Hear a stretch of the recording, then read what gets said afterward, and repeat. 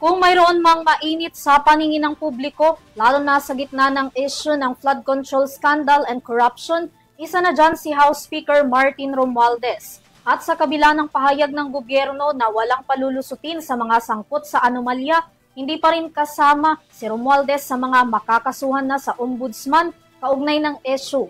Ang paliwanag ni Pangulong Ferdinand Marcos Jr. tungkol dyan, alamin sa report ni Criza Lopez. 37 individual kabilang na ang mambabatas, dating opisyal ng DPWH at mga private contractors ang nairekomenda na ng Independent Commission for Infrastructure para kasuhan sa Office of the Ombudsman. Yan ay matapos ipresenta ni Pangulong Ferdinand Marcos Jr. ang recent developments sa isinasagawang investigasyon ng ICI. Ngunit sa listahan hindi pa kabilang si dating House Speaker at late 1st District Representative Martin Romualdez. Paliwanag ni Pangulong Marcos, tanging ang mga ebidensya mula sa mga testimonya sa Senado ang nagtuturo kay Romualdez.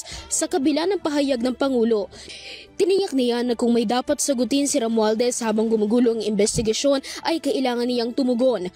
I don't think so because the only evidence that has been made against him is in the Senate. No, with the Speaker, no. Not as yet. Not as yet. If something else comes out, then he might have to be answerable for something. Dagdag ng Pangulo na hindi hihinto ang administrasyon sa mga pangalan na nabanggit niya ngayong araw at tiniyak na walang exempted sa kaso ng korupsyon sa Pilipinas. You know, we don't file cases for optics.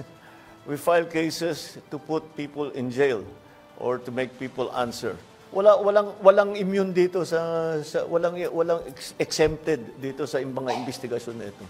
Para sa EuroTV News, Criza Lopez, sumasaludo sa bawat Pilipino.